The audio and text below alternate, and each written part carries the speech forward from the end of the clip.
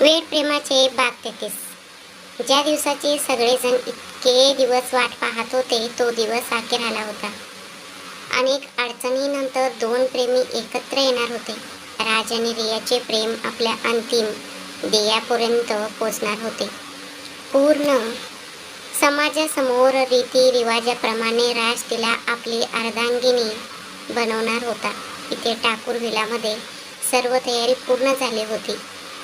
वरातीसाठी सर्वजण तयार होते. थोड्याच वेळात वरात निघणार होती.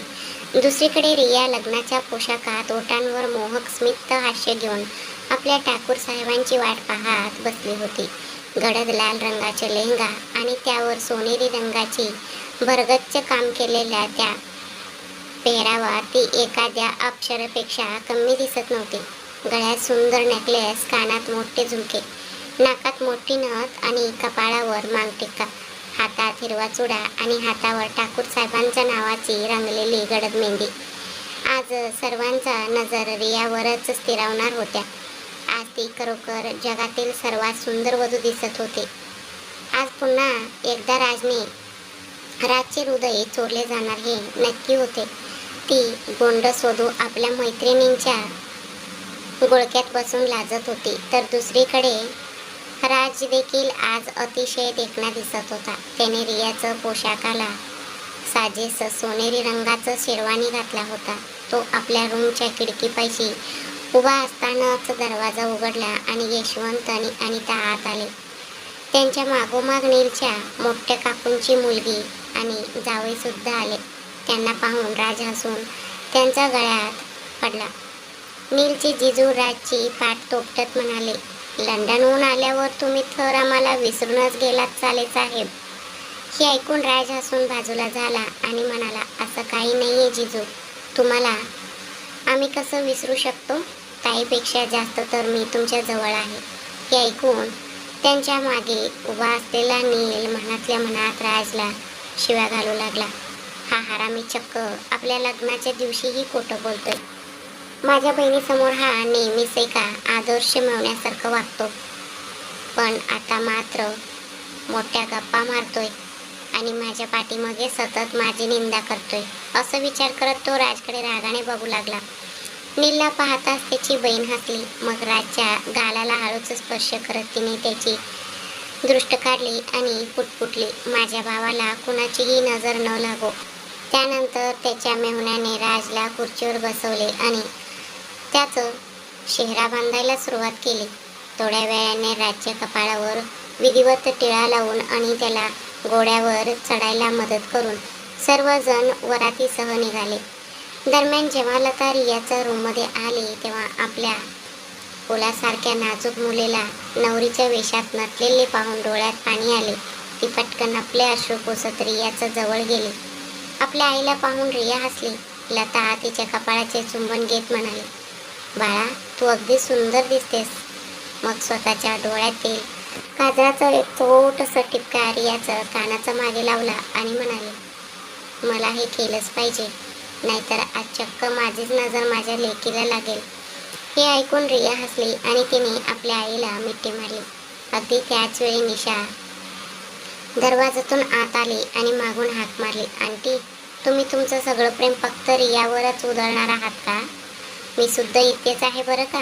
हे ऐकून लता हळूच रियापासून बाजूला झाली आणि निशाकडे वळली. तितक्याच प्रेमाने निशाचं कानाच्या मागेही काजळाचं टिळा लावून आणि तिच्या कपाळाचे चुंबन घेतले. तू सुद्धा खूपच छान दिसत आहेस बाळा, तुझ्यावर कोणाचीही वाईट नजर पडू नये. हे ऐकून त्या दोघी हसल्या आणि त्याने एकमेकींना मिठी मारली. तेवढ्यात लता बाहेर आली. राजची वरात रियाच्या दारात पोचली. बँड बाजा आणि डोलाच्या तालावर सर्व वऱ्हाडी नाचत गात होते. राज घोड्यावर बसून मोठ्या दिमाखात येत होता, पण त्याचे लक्ष मात्र वारंवार त्या खिडकीकडे जात होते. तिथे रिया असण्याची शक्यता होती. रियाच्या घरी स्वागताची जय्यत तयारी झाली होती. निशा धावतच रियाच्या खोलीत आली आणि जोरात ओरडली, रिया अगं लवकर चल, तुझे ठाकूर साहेब आले आहेत. हे ऐकताच रियाचं काजाचा टोका चुकला. तिने चोरून खिडकीचा पडद्यातून बाहेर पाहिले. राज शेरवानी आणि चेहऱ्यात खूपच राजबिंडा दिसत होता. त्याला पाहताच रियाच्या चेहऱ्यावर एक गोड लाली पसरली. लता दारात राजची आरती ओवाळली आणि त्याचे स्वागत केले. यशवंतने इतर पाहुण्यांनी एकमेकांना मिठी मारली. वाद्यांचं गजरात राजने मंडपात प्रवेश केला. थोड्याच वेळात निशा आणि इतर मैत्रिणी रियाला घेऊन मंडपात आल्या. रियाने जेव्हा डोक्यावर पदर घेऊन खाली मान घालून मंद पावलांनी प्रवेश केला तेव्हा संपूर्ण मंडपात शांतता पसरली. राजच्या नजरा तिच्यावर खिळल्या होत्या. रिया जेव्हा त्याच्या समोर येऊन उभी राहिली तेव्हा राज हळूच पुटपुटला, आज तर खरोखरच माझे हृदय चोरीला गेले आहे. हे ऐकून रियाने लाजून डोळे मिटून घेतले. आता वरमाला म्हणजे हार घालण्याचा विधी सुरू होणार होता. नीलने राजला उचलून घेण्याचे ठरवले होते जेणेकरून रियाला हार घालणे कठीण होईल. मंडपात सगळीकडे आनंदाचे वातावरण होते. राज आणि रिया एकमेकांसमोर उभे होते. राजच्या हातात सुंदर फुलांचा हार होता आणि रियाच्या हातातही तसाच एक हार होता. राजच्या नजरेतलं प्रेम पाहून रिया पुन्हा एकदा लाजत होती. निशाने जोरात वरडून सांगितले, चला आता वरमालेचा विधी सुरू करूया. सुरुवातीला राजने रियाचं गळ्यात हार घालण्यासाठी हात पुढे केला, पण तितक्यात नीलने आणि त्याच्या मित्रांनी एका झटक्यात राजला उचलून धरले. राज आता रियाच्या हातालाही लागणार नाही इतक्या उंचावर होता. हे पाहून वराडी मंडळीमध्ये हशा पिकला. नील हसून म्हणाला, इतक्या सहज हार घालू देणार नाही, काहीतरी कास करावं लागेल. हे पाहून रियाचा मैत्रिणी मागे राहिल्या नाही. निशा आणि इतर मुलींनी रियाला आपण उचलून धरले. आता दोघेही हवेत होते. राजने खूप प्रयत्न केला पण नील त्याला खाली येऊच देईना. शेवटी राजने हार रियाचं गळ्यापर्यंत नेण्याचा प्रयत्न केला पण रिया मुद्दाम मागे सरकली. राज हसून म्हणाला, नील आजच्या दिवशी तरी सोड मला. तुझी बहीण आधीच खूप सुंदर दिसते, आता तिला आणखी त्रास देऊ नकोस. राजची ही लागवी विनंती ऐकून नीलने त्याला थोडे खाली केले. संधी मिळताच राजने रियाचा गळ्यात हार घातला आणि सगळीकडे टाळ्यांचं कडकडाट झाला. त्यानंतर रियानेही मोठ्या प्रेमाने राजच्या गळ्यात हार घातला. दोघांच्या नजरा एकमेकांना भिडल्या आणि त्या क्षणी जगातील इतर सर्व गोष्टी जणू थांबल्या होत्या. त्यानंतर विधी पुढे सरकले.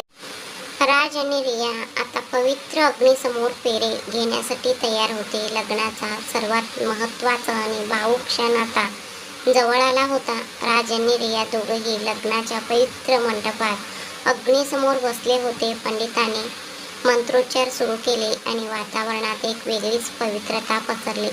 7 पेरे. राजने रियाचा हात आपल्या हातात घेतला.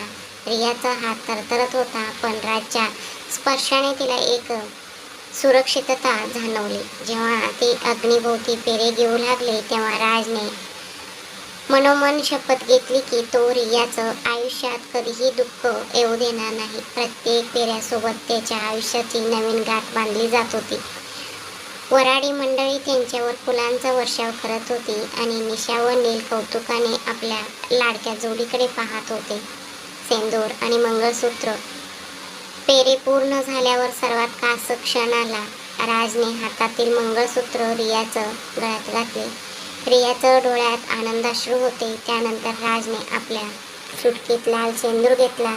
रियाने हळूच आपले मान खाली झुकवले. राजने जेव्हा तिच्या भांगेत सेंदूर भरला तेव्हा रियाला जाणवले की ती आता कायमची राज्य झाली आहे. राजच्या चेहऱ्यावर एक विजयी हास्य होते, जणू त्याने जगातील सर्वात मोठा खजिना मिळवला होता. लता आणि अनिता दोघींच्याही डोळ्यात सुखाचे अश्रू होते. राजने रियाचं कानात हळूच म्हटले, आता तू अधिकृतपणे माझी ठाकूर साहेबन झाली आहेस. हे ऐकून रियाने लाजून आपला चेहरा खाली केला. लग्नाचे विधी संपन्न झाले होते पण आता खरी कसोटी होती ती विदाईची म्हणजे पाठवणीची. आपल्या आई वडिलांना सोडून जाताना रियाचं मनाची काय अवस्था झाली असेल. विदाईचं म्हणजे पाठवणीचा तो क्षण अत्यंत हृदयद्रावक आणि भावुक होता. सगळ्यांच्या चेहऱ्यावर मगाशी असलेला आनंद आता वसरला होता. आणि तिथे एक शांतता पसरली होती. रियाने जेव्हा आपल्या आईला म्हणजे लताला मिठी मारली तेव्हा तिचा भांड फुटला. ती लहान मुलीसारखी रडू लागली. लता स्वतःला सावरत रियाच्या डोक्यावरून हात फिरवला आणि म्हणाले, बाळा, आता हेच तुझं घर आहे आणि राजच तुझं सर्वस्व. रियाने वडिलांच्या गळ्यात पडून त्यांचा निरोप घेतला. राजेंद्र यांचे डोळेही पाणवले होते. रियाने परंपरेनुसार घराच्या उंबरट्यावरून मागे तांदूळ टाकले, ज्याचा अर्थ होता की तिच्या माहेरचे घर नेहमी धनधान्याने आणि सुखाने भरलेले राहो. राजने रियाचा हात घट्ट धरला होता, जणू तो तिला सांगत होता की तू एक घर सोडत असली तरी दुसऱ्या घरात तुला तितकंच प्रेम मिळेल. राजच्या घरी स्वागत म्हणजे गृहप्रवेश. जेव्हा वरात राजच्या घरी पोचली तेव्हा अनिता दारात उत्सुकात स्वागत केले. घरच्या उंबरट्यावर तांदळाने भरलेले माप ठेवले होते. अनिता म्हणाली, रिया, उजव्या पायाने माप ओलांडून आते आणि या घरची लक्ष्मी हो बाळा. रियाने हळूच आपल्या उजव्या पायाने ते माप ओलांडले आणि गृहप्रवेश केला. तिच्या पावलांचे लाल ठसे पांढऱ्या कपड्यांवर उमटले होते. राजच्या घरी रियाचे येणे म्हणजे मंगल्याचे आगमन होते. त्यानंतर रात्री नाव घेण्याचं आणि अंगठी शोधण्याचं खेळाचा कार्यक्रम सुरू झाला. एका मोठ्या ताटात दूध आणि गुलाबांच्या पाकळ्यांमध्ये अंगठी टाकली होती. निशा ओरडली, बघूया आता अंगठी कोणाला मिळते. ज्याला अंगठी मिळेल त्याच्याच घरात राज्य चालेल. राज आणि रिया दोघांनीही आपला हात त्या दुधात टाकला. एकमेकांच्या हाताला स्पर्श होताच रिया पुन्हा एकदा लाजत होती. अंगठी शोधण्याचा तो खेळ आता रंगात आला होता. राज आणि रिया दोघांचेही हात दुधाच्या भांड्यात अंगठी शोधत होते. मध्येच राजच्या हात रियाचं हाताला लागत होता, ज्यामुळे रियाचं अंगावर शहारे येत होते. निशा आणि नील बाहेरून ओरडून दोघांना चिडवत होते. तेवढ्यात निशा म्हणाली, जिजू, हरू नका बरं का, नाहीतर आयुष्यभर रियाचं ऐकावं लागेल. दुसरीकडे रियाच्या मैत्रिणी म्हणत होत्या, रिया, तूच जिंकायला हवं. ठाकूर साहेबांना कळू दे की आता घरात कोणाचं चालणार आहे. राजला अंगठीचा स्पर्श झाला होता. तो सहजच ती अंगठी बाहेर काढू शकला असता, पण त्याने रियाच्या चेहऱ्याकडे पाहिले. तिचे डोळे आशेने चमकत होते. राजने हळूच ती अंगठी पाण्याखालीच रियाच्या हाताकडे सरकवली. रियाला अचानक अंगठी सापडली आणि तिने आनंदाने ती बाहेर काढली. मी जिंकले, रिया उत्साहाने ओरडली. निशा हसून म्हणाली, वाव, म्हणजे आता तुझंच राज जिजूचं काही खरं नाही. आता घरात रियाचं राज्य चालणार. राजने रियाकडे बघून एक मिश्किल स्मित हास्य केले आणि हळूच तिच्या कानात पुटपुटला, अंगठी तू जिंकली असली तरी तुला जिंकवणारा मीच आहे ना, आणि तुझ्या राज्यात राहायला मला नक्कीच आवडेल. राज्य हे वाक्य ऐकून रिया पुन्हा एकदा गोड लाजली. त्यानंतर सर्व विधी पूर्ण झाले आणि पाहुणे आपापल्या खोलीत विश्रांतीसाठी गेले. आता वेळ होती राज आणि रियाचं आयुष्यातील पहिल्या रात्रीची म्हणजे सुहागरात, जिथे ते दोघंही एकमेकांचे आपल्या मनातल्या भावना व्यक्त करणार होते. आता फक्त ठाकूर कुटुंब आणि काही कास जवळचे पाहुणेच घरात थांबले होते, जे उद्या सकाळीच निघणार होते. घराच्या सर्वांचे जेवण झाले होते आणि काही वेळाने राज आणि नीलला सोडून बाकी सर्वजण आत आले. आणि त्याच्या सांगण्यावरून सपना रियाला राजच्या रूममध्ये घेऊन आली. राजच्या रूमचा दरवाजा उघडताच रियाने नजर उंचावून आपल्या ठाकूर साहेबांच्या रूममध्ये पाहायला सुरुवात केली. पण समोरचे दृश्य पाहून तिच्या हृदयाचे ठोके इतके वाढले की शेजारी उभी असलेली स्वप्नालाही ते ऐकू येत होते. पूर्ण रूम लाल गुलाबांनी आणि लाल फुग्यांनी सजवलेली होती. दरवाजापासून बेडपर्यंत जमिनीवर लाल गुलाबांच्या पाकळ्यांचा सडा पसरलेला होता आणि सभोवताली लावलेल्या रंगीबिरंगी दिव्यांमुळे ती रूम अधिकच सुंदर दिसत होती. राजच्या रूम खूपच प्रशस्त होती. अगदी बेडच्या वरच्या बाजूला राजचा एक मोठा फोटो टांगलेला होता, ज्यामध्ये तो हसतमुख आणि आनंदी दिसत होता. त्या फोटोमध्ये तो अत्यंत देखणा आणि अगदीच मोहक दिसत होता. संपूर्ण रूमवर एक नजर टाकल्यानंतर लाजेने आणि थोड्याशा अस्वस्थतेने भारावून जाऊन तिची नजर खाली झुकली. सपनाने तिच्या मनाची अवस्था ओळखली. रियाचं हात हातात घेऊन तिला आत नेत ती म्हणाली, तू थोडी अस्वस्थ म्हणजे नर्वस दिसत आहेस, पण तसं घाबरण्याचं किंवा अस्वस्थ होण्याचं काहीच कारण नाही. प्रत्येक मुलीच्या आयुष्यात असं दिवस कधी ना कधी येतोच आणि आजचा दिवस निसंशयपणे सर्वात खास दिवस आहे. आज तुम्ही दोघे तुमच्या आयुष्यातील सर्वात महत्त्वाच्या प्रवासाची सुरुवात करणार आहात. हा असं क्षण आहे जिथे दोन आत्मे कायमचे एक रूप होतात. सध्या तुझ्या मनात जे काही विचार येत असतील त्याबद्दल राजशी मोकळेपणाने बोल, पण प्लीज उगाच काळजी करू नकोस. माझा भाऊ तुझ्या इच्छेविरुद्ध असं काहीही कधीच करणार नाही. मला त्याची जेवढी ओळख आहे त्यावरून मला खात्री आहे की तो नेहमीच तुला प्रथम प्राधान्य देतो.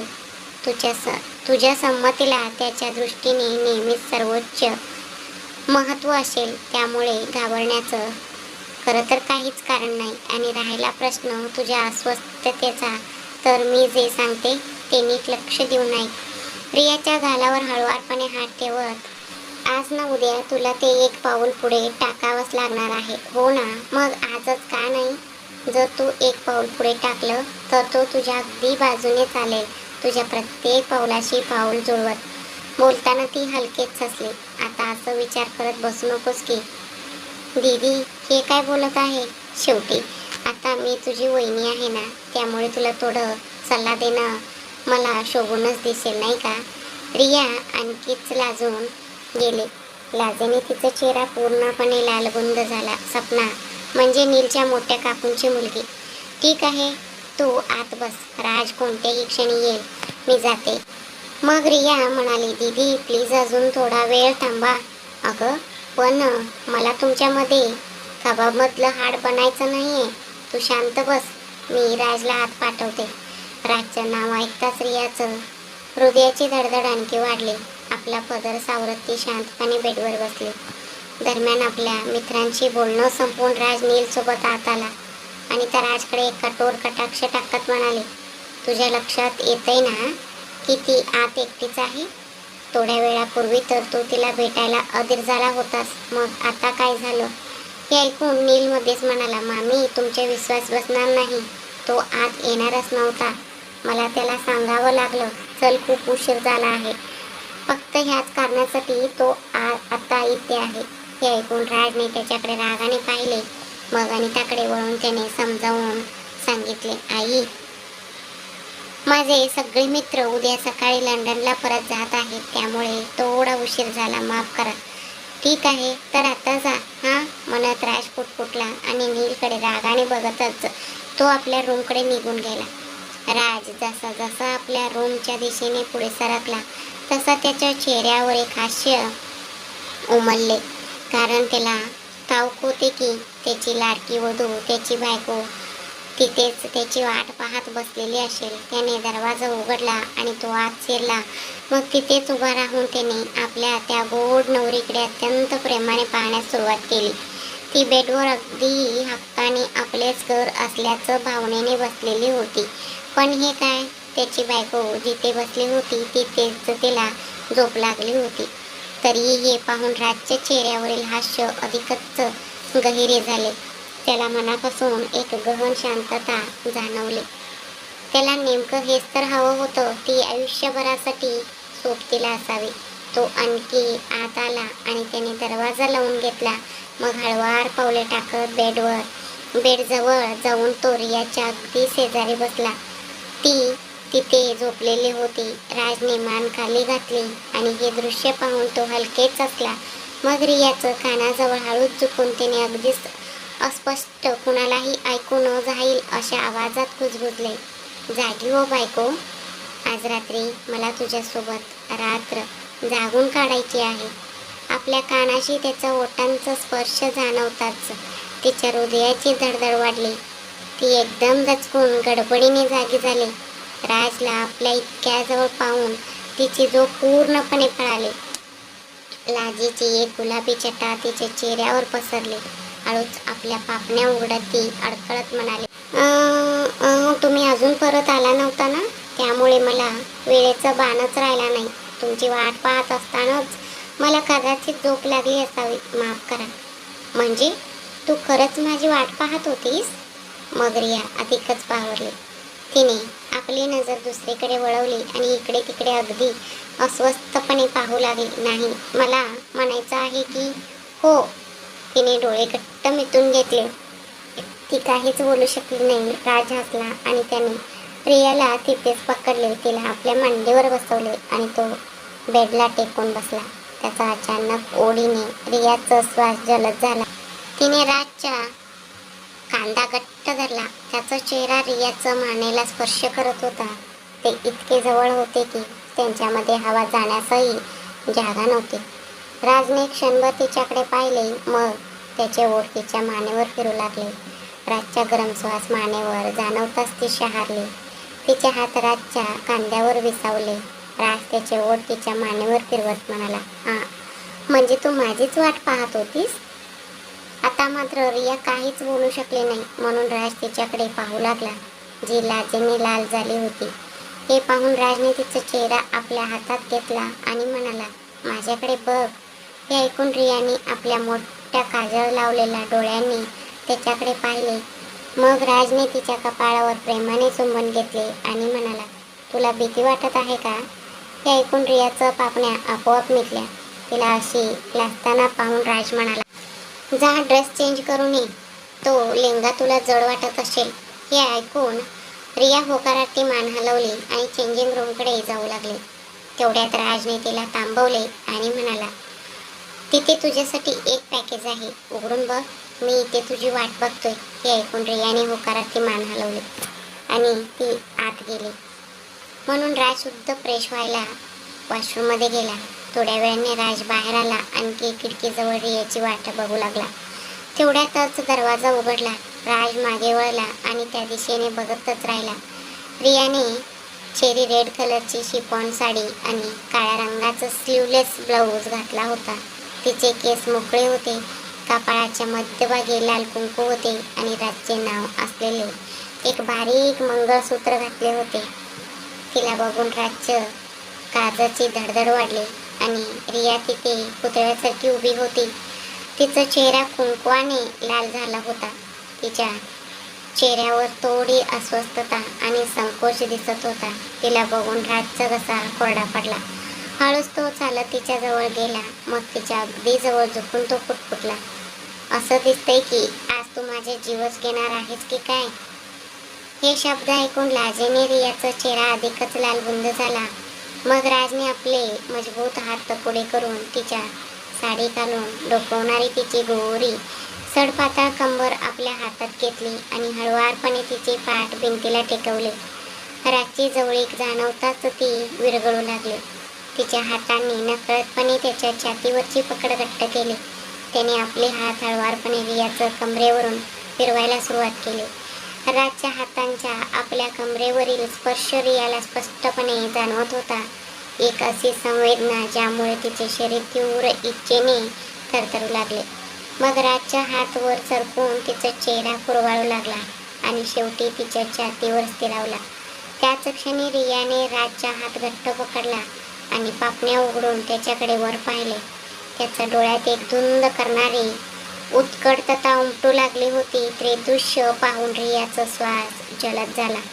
तिला पाहताच राजने आपला घसा साफ केला. मग त्याने रियाला आपल्या अधिकच जवळ ओढले. तिचा मानेमागचा भाग म्हणजे आपल्या हाताने तोपला.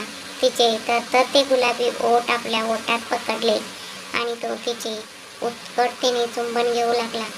त्यांच्या श्वासांच्या गतीसोबतच त्यांच्या हृदयाचे टोकही आता वाढले होते. राजचा हात हळूच सरकत रियाच्या खांद्यावर स्थिरावला. त्याने सावकाश रियाचं साडीची पिन काढली आणि तिची साडी खांद्यावरून निसटून जमिनीवर पडली.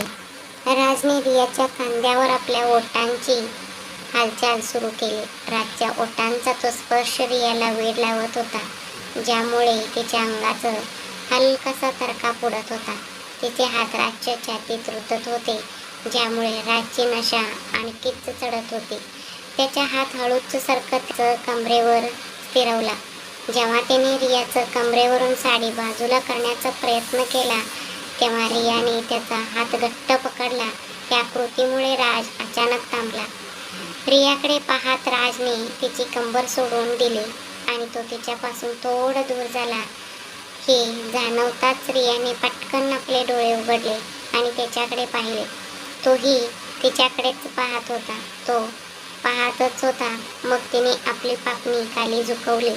हे पाहून राज पुन्हा तिच्या जवळ आला आणि दोन्ही हाताने तिचा चेहरा आपल्या हातात घेतला. तेव्हा रिया त्याच्याकडे पाहू लागली. तेव्हा राजने तिच्या डोळ्यात पाहत म्हणाला, रिया, तुझ्या संमतीशिवाय मला आपले नाते पुढे न्यायचे नाहीये. कारण तुझे सुख माझ्यासाठी सर्वात महत्त्वाचे आहे. मला तुझ्या शरीरासोबतच तुझ्या आत्म्यापर्यंत पोचायचं आहे. तुझी मंजुरी असेल तरच मी पुढचं पाऊल टाकेन.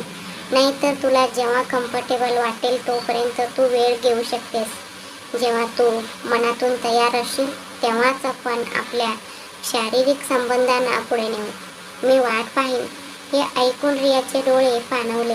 तिला माहीत होतं की तिचे ठाकूर साहेब तिच्यावर जीवापाड प्रेम करतात आणि तिच्यासाठी काहीही करू शकतात. पण तिच्यासाठी ते आपली इच्छाही मनात दाबून ठेवतील असा विचार तिने कधीच केला नव्हता. हेच विचार करून तिच्या डोळ्यात पाणी आलं. जे पाहून राज घाबरला.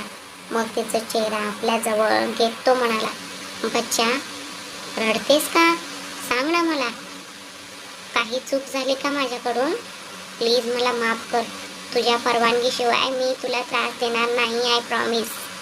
बोल ना, गप्प का आहेस? राज पुढे काही बोलणार इतक्यात रियाने त्याचा ओठांवर हात ठेवला आणि नकारार्थी मान हलवत म्हणाले, आय लव्ह यू ठाकूर साहेब. हे ऐकताच राजच्या चेहऱ्यावर एक मोठी स्माईल आली. मग तिने आपला हात बाजूला केला आणि त्याच्या डोळ्यात पाहत म्हणाले, हे अश्रू तर आनंदाचे आहेत. एका मुलीला आपल्या लाईफ पार्टनरकडून अजून काय हवं असतं? फक्त हेच की तिच्या जोडीदाराने प्रत्येक पावलावर तिची साथ द्यावी, तिचं मत विचारावं आणि तिच्या मर्जीला महत्त्व द्यावं, जे तुम्ही मला दिलं. मी खूप नशीबवान आहे की मला तुमच्यासारखा जोडीदार मिळाला. I really love you so much Thakur Saheb. मला ह्या नात्यात तुमच्यासोबत पुढे जायचं आहे. मला पूर्णपणे तुमचं व्हायचं आहे. हे ऐकून राजच्या चेहऱ्यावर हसू आलं आणि तो म्हणाला, आय लव्ह यू टू जान. मला तुझ्या मर्जीशिवाय पुढे जायचं नव्हतं आणि आता जेव्हा तुझी मंजुरी आहे तेव्हा मला थांबायचंही नाही आहे. असं बोलून तो अतिशय तीव्रतेने तिचे ओठांचे चुंबन घेऊ लागला. तिला भिंतीला टेकवून तो आणखीनच खोलवर तिचे चुंबन घेऊ लागला. आज या प्रेमाच्या भावनेत दोघांचीही संमती होती. हळूहळू वेळ सरकत होती आणि दोघांमधलं प्रेम अधिक गडद होत होतं. जेव्हा रियाचा श्वास कोंडू लागला तेव्हा त्याने तिचे ओठ सोडून तिच्या मानेवर ओठांनी स्पर्श करायला सुरुवात केली. मग अचानक राज आपल्या गुडघ्यांवर बसला आणि दोन्ही हाताने तिची कंबर घट्ट पकडून आपल्या दातांनी तिची साडी हळूच सैल केली. तिच्या नाजूक कमरेवरून पोटापर्यंत तो आपले ओठ फिरवू लागला. रियाने त्याचे केस घट्ट पकडले होते. राजच्या डोळ्यात प्रेमाची नशा उतरू लागली होती. त्याने रियाला वरून खालीपर्यंत आपल्या वेड्या नजरेने न्याहाळलं आणि तिला कुशीत उचलून बेडच्या दिशेने नेऊ लागला. रिया मात्र शांतपणे आपल्या ठाकूर साहेबांच्या प्रेमात हरवून गेली होती. राजने तिला बेडवर बसवलं. मग लाईट बंद करून पिवळ्या रंगाचं डिम लाईट चालू केला. खिडकीतून येणाऱ्या चंद्राच्या मंद प्रकाशात रियाचा चेहरा अधिकच उजळून दिसत होता, जे राजला वेड लावण्यासाठी पुरेसं होतं. मग पुढे होऊन त्याने रियाला ओढून आपल्या मांडीवर बसवलं आणि तिच्या केसांशी खेळू लागला. रियाचे हात राजच्या पाठीवर घट्ट आवळले गेले. त्यामुळे राजचे ओठ पुन्हा एकदा तिच्या मानेवर फिरू लागले. त्याने रियाचा खांद्यावरून तिचा ब्लाऊज आपल्या ओठांनी सरकवला. तेव्हा रिया लाजेमुळे मागे वळून स्वतःला लपवू लागली. हे पाहून राजने मागून तिच्या ब्लाऊजची ती पातळ दोरी म्हणजे नाडी ओढून पूर्णपणे सोडली. आता रिया त्याच्या समोर पूर्णपणे मोकळी होती. त्याने तिला मागून मिठी मारली आणि तिला कानाजवळ आपले ओठ नेऊन तो म्हणाला, आता तर प्रत्येक दिवस प्रत्येक क्षण तुला माझ्या प्रेमाची जाणीव करून घ्यावी लागेल. अशी लाजलीस तर कसं चालेल? पण आज हे लाजणं कामाला येणार नाही ठाकूराईन, असं म्हणत त्याने तिची कंबर पकडून तिला आपल्या समोर केलं. रियाचा चेहरा लाजेने लाल झाला होता. मग राजने आपल्या शर्टची बटन उघडली आणि शर्ट जमिनीवर फेकून दिला. तिच्या ओठांचं चुंबन घेत त्याने तिला बेडवर झोपवलं. तिचे हात वरच्या बाजूला धरले आणि तो रियामध्ये एकरूप झाला. रियाची किंकाळी त्या शांत रूममध्ये घुमली. तिच्या डोळ्यातून अश्रूंचा पूर वाहू लागला. हळूहळू दोघे एक होत होते. काही वेळानंतर त्या रूममध्ये फक्त दोघांच्या वेगवान श्वासांचा आवाज घुमत होता. जमिनीवर दोघांचे कपडे विखुरलेले होते. आज त्यांचं शारीरिक प्रेमही पूर्ण झालं होतं. प्रेमाची दोन पाखरं आज आपल्या प्रेमाच्या ध्येयापर्यंत पोचली होती. आजपासून त्यांचं नातं पूर्वीपेक्षा अधिक घट्ट झालं होतं. ते दोघं कायमचे एक झाले होते. कुठेतरी आग लागण्यापूर्वी जसं दूर निघतो तसंच काहीच इकडचं दृश्य होतं. दोघंही रात्रभर आपल्या प्रेमाच्या सागरात हरवून गेले होते. पहाटे साधारण 4 वाजेच्या सुमारास राजने रियाला आपल्या मिठीत घेतलं आणि तो गाढ झोपेत गेला. आज खऱ्या अर्थाने त्याची अर्धांगिनी त्याच्याकडे होती आयुष्यभरासाठी. सकाळचे कोवळे ऊन खिडकीतून आत येत होते. राजचे डोळे उघडले तेव्हा त्याने पाहिले की रिया अजूनही त्याच्या कुशीत शांतपणे झोपली होती. तिच्या चेहऱ्यावर एक वेगळं समाधान आणि तेज होतं. राजने तिच्या कपाळावर हलके चुंबन घेतलं, ज्यामुळे रियाची झोप मोडली. तिने डोळे उघडले आणि समोर राजला पाहून ती पुन्हा लाजेने त्याच्या छातीत शिरले. राज हसून म्हणाला, आता कसली लाली ठाकूराईन, आता तर तू पूर्णपणे माझी झाली आहेस. रिया हळूच हसली आणि म्हणाली, ठाकूर साहेब, हे स्वप्न तर नाही ना? मला खूप भीती वाटते की माझी नजर न लागो आपल्या ह्या सुखाला. राजने तिचा हात आपल्या हातात घेतला आणि म्हणाला, हे स्वप्न नाही रिया, हे आपलं सत्य आहे आणि आता जगातील कोणतेही ताकद आपल्याला वेगळं करू शकत नाही. राजने तिला अधिकच जवळ ओढलं आणि तिच्या मानेवर आपले ओठ टेकवले. रिया शहारली आणि तिने राजचे हात घट्ट पकडले. मग राज म्हणाला, आजची सकाळ किती सुंदर आहे ना, पण तुझ्या सौंदर्यासमोर हा सूर्यप्रकाशही फिका वाटतोय. रिया लाजत म्हणाली, ठाकूर साहेब, सकाळपासूनच सुरू झालात का तुम्ही? सोडा ना मला, मला उठलं पाहिजे. कुणी पाहिलं तर? तेवढ्यात राज म्हणाला, कुणाची हिंमत आहे आपल्या रूममध्ये येण्याची? आणि आता तर तू माझी अधिकृतपणे ठाकूराईन झाली आहेस. आज मला तुला सोडायची अजिबात इच्छा नाही आहे. त्याने रियाला आपल्या खाली घेतलं आणि तिचे विखुरलेले केस तिच्या कानामागे सारले. रियाचं डोळ्यात राजसाठी असलेलं प्रेम ओसांडून वाहत होतं. राज तिच्या ओठांच्या इतक्या जवळ गेला की त्यांचे श्वास एकमेकांना स्पर्श करत होते. मग राज म्हणाला, रिया, कालची रात्र माझ्या आयुष्यातील सर्वात मोठी भेट होती. तू मला तुझं सर्वस्व दिलं आहेस. मी वचन देतो, तुला कधीच दुखवणार नाही. रियाने राजच्या गळ्यात हात टाकले आणि त्याला स्वतःकडे वळलं. मग रिया म्हणाली, मी तुमची आहे ठाकूर साहेब, फक्त तुमची. आज मला समजलं की समर्पण काय असतं. तुमच्या प्रेमाचं हा नशा असंच राहू दे. राजने पुन्हा एकदा तिचे ओठ आपल्या ओठात कैद केले आणि पुन्हा एकदा त्या रूममध्ये फक्त प्रेमाचे वारे वाहू लागले. आज रियासाठी खूप महत्त्वाचा दिवस होता, कारण तिला ओटापूजन करून काहीतरी गोड पदार्थ बनवायचा होता. त्यानंतर दुपारी माहेरवाणीच्या विधीसाठी त्यांना मुंबईला जायचे होते. म्हणूनच अनिता सपनाला रियाला बोलवण्यासाठी वर पाठवले होते. जेव्हा दुसऱ्यांदा दरवाजा खटखटल्याचा आवाज आला तेव्हा राज आणि रिया बाणावर आले. रिया घाबरून म्हणाली, ठाकूर साहेब, उठा लवकर, कोणीतरी बाहेर आहे. बहुतेक सपना आली असेल मला बोलवायला. आज ओटापूजन आहे ना? राजने वैतागून उशी तोंडावर घेतली आणि म्हणाला, या सपनाला पण आताच यायचं होतं का? थोडा वेळ अजून शांत झोपू दे ना. मग रिया हसली आणि बेडवरून उठण्याचा प्रयत्न करू लागली, पण राजने तिचा हात घट्ट पकडून तिला पुन्हा स्वतःकडे ओढलं. राज म्हणाला, कुठे चाललीस? अजून आमची सकाळ पूर्ण झाली नाही आहे ठाकूराईन. मग रिया म्हणाली, राज सोडा ना, आई वाट पाहत असतील खाली.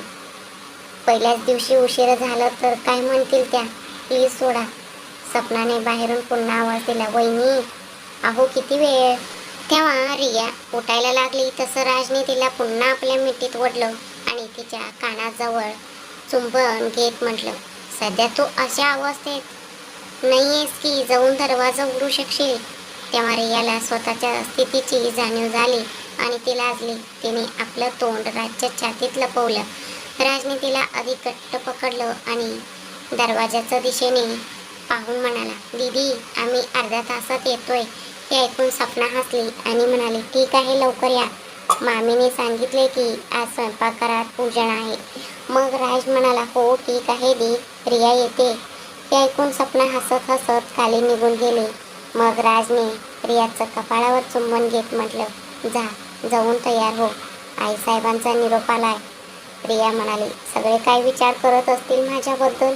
मी कधीच इतक्या उशीर उठत नाही. मी सगळ्यांच्या समोर कशी जाणार. हे ऐकून राजच्या चेहऱ्यावर एक कोडकर म्हणजे डेव्हिल स्माईल आली आणि तो म्हणाला, तू म्हणशील तर आज मी तुला बाहेरच जाऊ देणार नाही. मग तुला कोणासमोर काही बोलण्याची गरजच पडणार नाही.